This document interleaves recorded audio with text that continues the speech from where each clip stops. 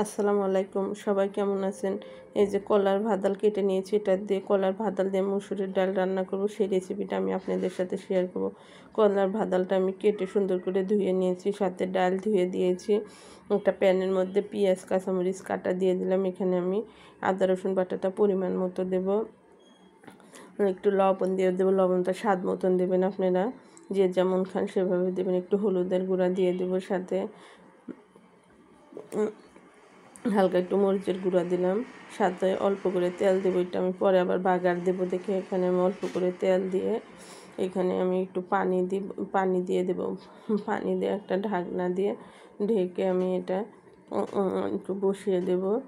বলক আসলে আমি এটা নেড়ে ছেড়ে দেবো। কলার ভাদাল দিয়ে আসলে মুসুরির ডালটা রান্না করলে খেতে কিন্তু অনেক স্বাদ হয়, আমার কাছে অনেক ভালো লাগে। আমি মনে করি এরকম সবার কাছে ভালো লাগে। যখন বলক এসে গেছে তখন আমি এটা একটু নেড়ে দেবো।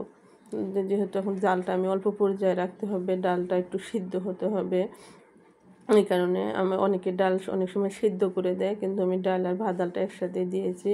একটু পর পর আমি একটু নেড়ে দেবো, কিন্তু যেহেতু পানিটা আমি অল্প দিয়েছি নিচ দিয়ে লেগে যেতে পারে। এভাবে চুলাটা আঁচটা কমিয়ে রাখলে ডালটাও সুন্দর সিদ্ধ হয়ে যাবে।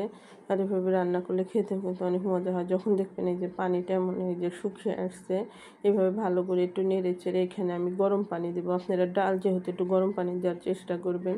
গরম পানি দিলে এভাবে দিয়ে এটা এখন ডালটা আমার এখন ভালোভাবে ফুটে নিয়ে এভাবে বলক আসলে আমি চুলার জালটা আরও কমিয়ে দেব, আরও কমিয়ে দিয়ে রাখবো। কমিয়ে দিতে আস্তে আস্তে একটু নাড়াচাড়া করতে করতে এটা কিন্তু সুন্দর মতন সিদ্ধ হয়ে যাবে ডালটা। তখন ডালটা যখন সিদ্ধ হয়ে যাবে তখন কিন্তু এটা ঘন হয়ে আসবে। ঘন হলে কিন্তু তো এটা খেতেও কিন্তু অনেক মজা হবে।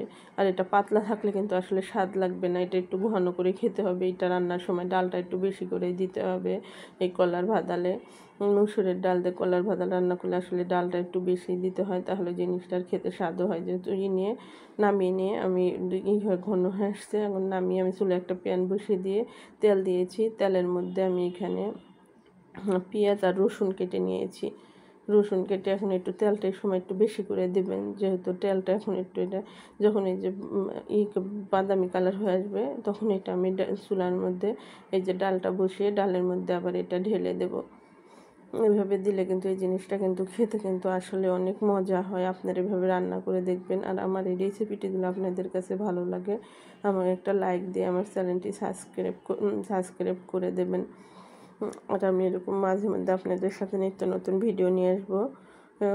যেহেতু আমার চ্যানেলটা নতুন, আমার নতুন রেসিপি নিয়ে আমি আপনাদের সাথে শেয়ার করব। ধন্যবাদ।